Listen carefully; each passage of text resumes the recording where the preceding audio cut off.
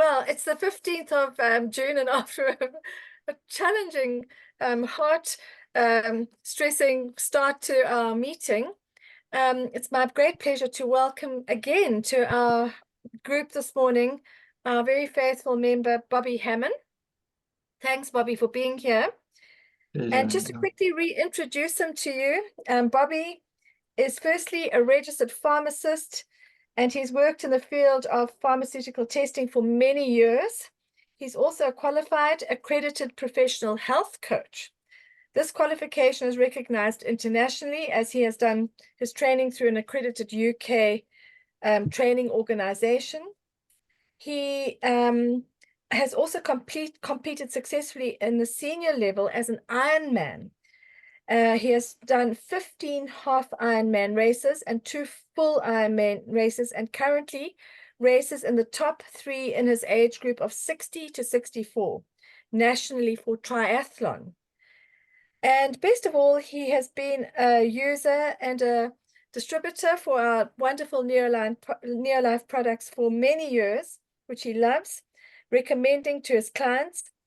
And so down there in the lovely metropolis of Jeffreys Bay, we welcome you, Bob, and hand over to you to do a whirlwind on heart health, which you will explain, as we've chosen this because June is Heart Health Month. Thanks, Bob.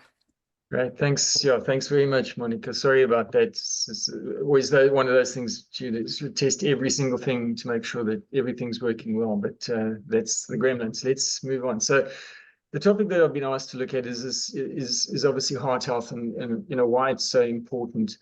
And just the things I want to look at today is we're going to look at the heart, and we need with that to look at the cardiovascular system because of the, obviously the connection between the two.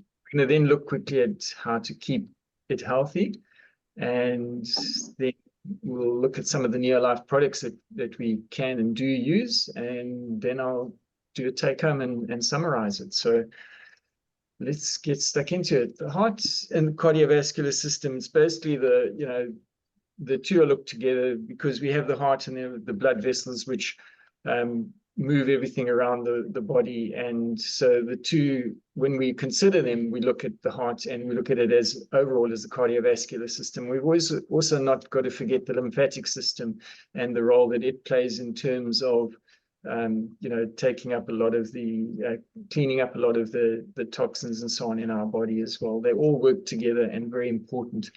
So this heart that we have, this powerful unit, which is a muscular pump and sends the blood around our body, delivering oxygen, nutrients, hormones, and transporting waste to target organs for elimination so we can get rid of them.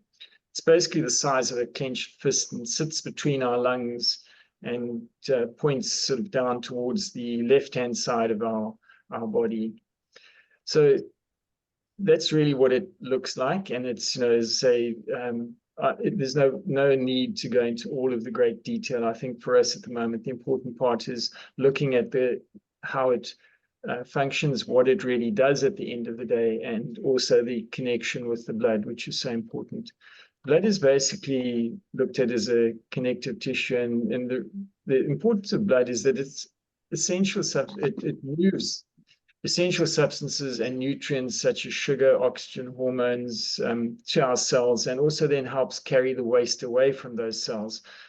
And this waste is eventually then flushed out of our body in the urine, feces, and sweat through the lungs as carbon dioxide. And then also a very important part of the blood is that it contains our clotting agents to keep us the blood healthy.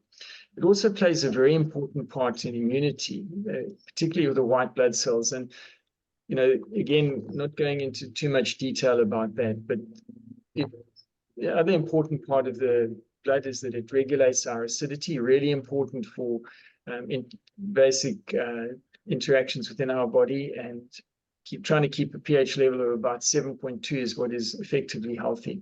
It also regulates our body temperature and then functions also in hydraulic functions, within the sexual arousal as well. So there's so many different areas that the blood, and why I'm trying to introduce it to you in this way is just so that you can understand the importance and how important this is to your overall health. Your health and your cardiovascular health needs to be a priority, because a healthy heart is actually central to overall good health. So some of the disease states of the cardiovascular system and things that we need to look at the end of the day is basic cardiovascular disease, coronary artery disease. So cardiovascular disease refers to things related to the heart itself. Coronary artery disease relates to what's happening within the blood vessels and so on. And then some of the other things that we can suffer from are angina, myocardial infarction, which is another way of saying a heart attack, stroke, and then, of course, hypertension. The common things that we have come across and know that happen and go wrong with the cardiovascular system at the end of the day. I think it's also important to note that in many developed countries, in fact, globally, cardiovascular disease is the leading cause of death and is considered almost entirely lifestyle related and avoidable. So this thing that's actually preventable, something we can do about, is currently one of the top causes of death in the world. So we can actually do something about that, all of us in our everyday life. I'm just going to mention these things. Angina, you get basically two types of angina. It's a stable and unstable angina, but effectively angina is something that you have a situation where there are problems with the blood vessels feeding the heart itself, and you can get sudden blockages in those blood vessels. And you can, in actual fact, it obviously puts a strain on the heart and can cause heart tissue to die and so on. So in the case of a stroke, it's an artery in the brain. And what happens is neighboring tissue is starved of oxygen and parts of the brain can, in actual fact, die. Now, in either the heart attack or a stroke, most people think that it's a thing of it just suddenly happens, and it's what actually happens is it's something that builds up over a long period of time. And that's why, again, relating to, and we'll talk a little bit about it just now, the lifestyle issues, it's something that we can prevent, because it's a thing that builds up slowly, and we need to be aware of what we are doing. You get this, what we call atherosclerotic plaque formation, and it's a long-term thing which happens over a long period of time. And it's normally as a result of damage to the lesions that are caused within the blood vessels. And that's normally as a result of inflammation. And inflammation is a result of very much what we eat, particularly related to sugar, carbohydrates, and so on that we are using or taking on an everyday basis. This really just describes how that buildup of the actual plaque occurs, and then how it effectively builds up, it breaks from the surface, and it actually causes a clot, which then causes the problem at the end of the day. So it's a fairly, as I say, people think it's just suddenly something that occurs. It's something that's occurred over a long period of time, and it's a buildup that happens that we've got to be aware of. So the other things are high blood pressure, hypertension, that persistently raised or high blood pressure causes damage and strain to the heart as well. And those are obviously risk factors to things like stroke and heart attack at the end of the day. Some of the other risk factors in cardiovascular disease, there's more than one of these factors, but one of the big ones, as I've mentioned already, is this thing to do with high insulin levels, which relate to your sugar. And it's found that 29% of people who they screened had type 2 diabetes already diagnosed. 21% diabetes was discovered while they were doing the screening, and 26% were at high risk. So the study basically shows, and as we've said, one of the biggest problems is this whole thing of sugar and how much sugar we are taking in on a daily basis, affecting the insulin levels. And of course, this brings about obesity. Other things that are risk factors are thought to be genetic predisposition, but in fact, its role is in fact minor. The bigger role relates to what we're eating and our lifestyle. Age as well, what is found that obviously as people get older, cardiovascular disease becomes a problem. But a lot of studies have actually found that deaths from all causes were inversely related to cholesterol levels. So having a higher cholesterol level at an older age would seem to be a better thing, not a bad thing. Men are generally at higher risk of heart disease than women until menopause, and then women will also, their risk begins to increase. We all know that smoking is known and significant risk for heart disease, and that's something that we need to make sure that we stop. The lack of exercise is also a really big factor. We need to move. We need to not as long as we're doing some kind of exercise, and as I say, ideally they look at like 150 minutes a week, which is really just 5 30-minute sessions, even if you're walking, which makes a big difference. Stress is a big factor, and that's something that all of us, I think, experience every day of our lives. The studies have shown that chronic stress causes or is a risk factor when it comes to cardiovascular disease. Believe it or not, sleep disturbance as well, something that people don't really look at too much, but you often end up with this thing called sleep apnea, where there's a lack of oxygen caused by interrupted breathing. And I know from experience, my own boss many years ago in pharmacy actually suffered and passed away as a result of this particular thing, which caused serious strain on his heart. Celiac disease is another thing, and celiac disease is really just a gluten problem and results in poor nutrient absorption. So, again, you're not getting proper nutrition, and that contributes to poor health, which is something that contributes again to cardiovascular disease. Some of the physiological factors, and these are things within our body that are almost a lot of them inherited, but insulin levels and the glycated hemoglobin just refers again back to the insulin, triglycerides referring to the cholesterol issues. And then the other one, just to be, to consider at the moment as well, homocysteine in blood is considered a risk factor. And we'll talk a little bit more towards the end about that.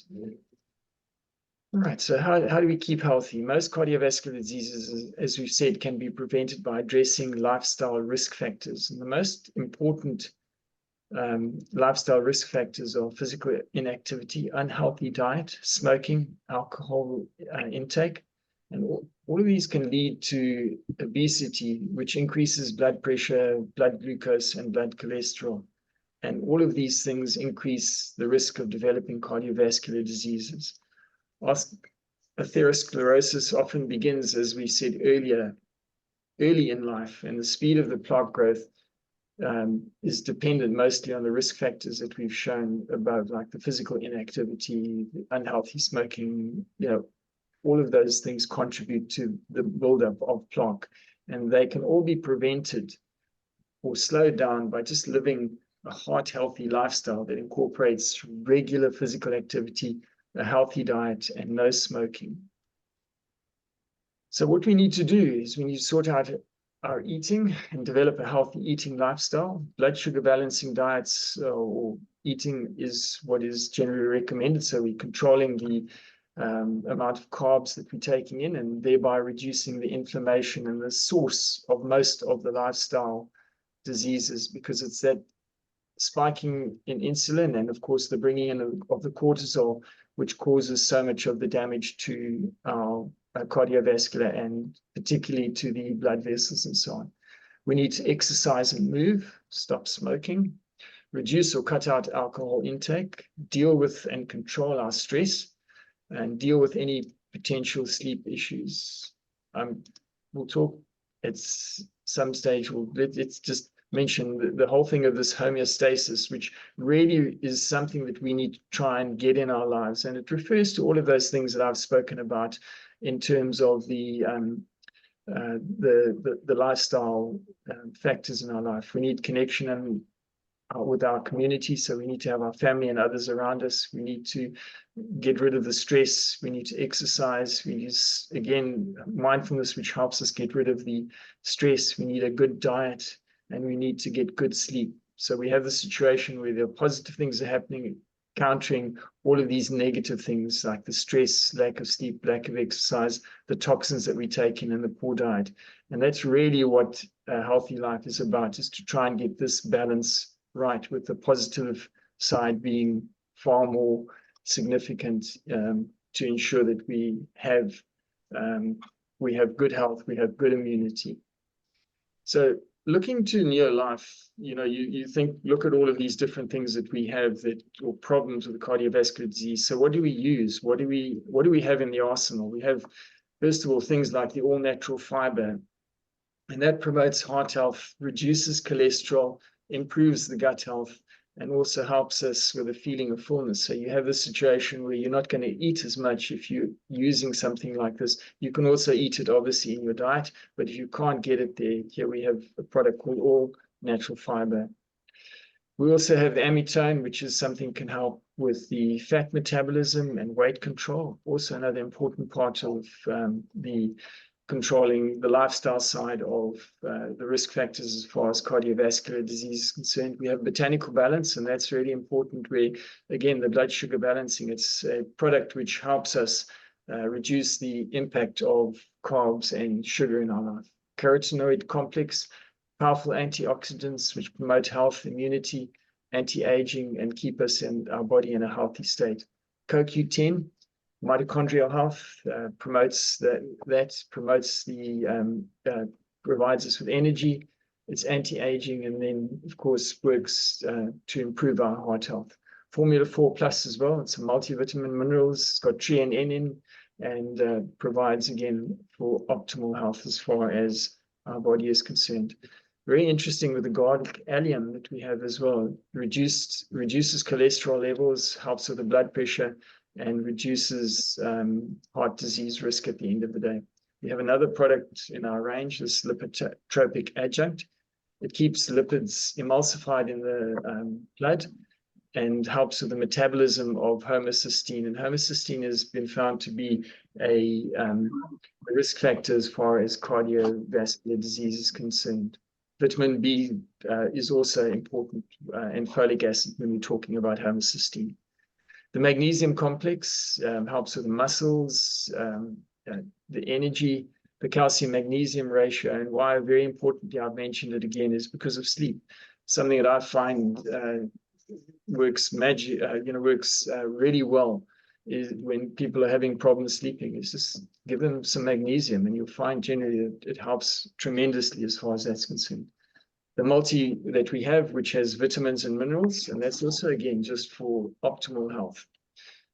The product that we have, the salmon oil plus and omega-3 salmon oil, has been clinically shown to improve our omega-3 index. So we have a lower inflammatory index. It reduces the triglycerides, which relates again to your cholesterol, in just 8 weeks. And it can help reduce inflammation in your body. That's the bottom line. That's what that's downregulate pro-inflammatory biomarkers.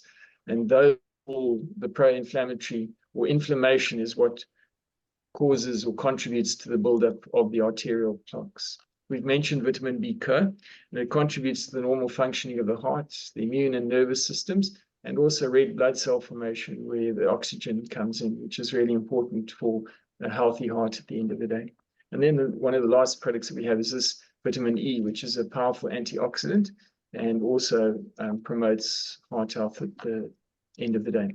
Something I just want us to be aware of is the fact that there are possible drug interactions with some of our products, and one of the, it's just to be aware of it, one of the more important ones is mostly the anti-clotting agents and blood thinners like warfarin and some of the newer class of anti-clotting drugs. So if you're promoting a lot of these products, just be aware of other medication that somebody with high blood pressure or cardiovascular disease might be using, and always refer back to the doctor and the pharmacist if you are unsure.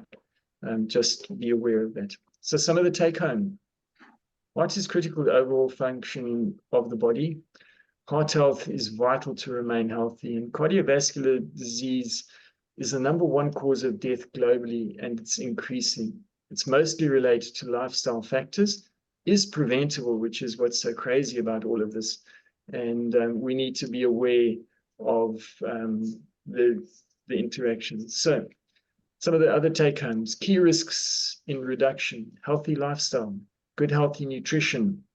We've spoken about the blood sugar balancing degree, part of it to a degree. Stress reduction and or control of that. Your sleep quality must be looked at, and find somebody to help you make sure that that is good.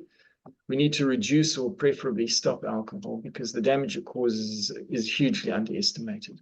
We need to stop smoking, and we need to use healthy and appropriate supplements as necessary, and try and find this homeostasis where we increase the positive contributors in our life and reduce the negative contributors that cause ill health. So there we go. That's, I say, a whirlwind, and I'm not sure that we're going to have time for any questions and so on. But as you can see, it's a topic that could take a very, there's just so much to it. And I hope that I haven't gone through too quickly, but that we've been able to get some important stuff out of it. Thanks very much. Thank you, Bob. My goodness, and brilliant now that we've got it on this recording. I know personally I'm going to go back over it slowly and take in again for myself the information. In terms of questioning, we will talk it through in our planning session. But I think we've got about 1.5 minutes. So has anybody got a question?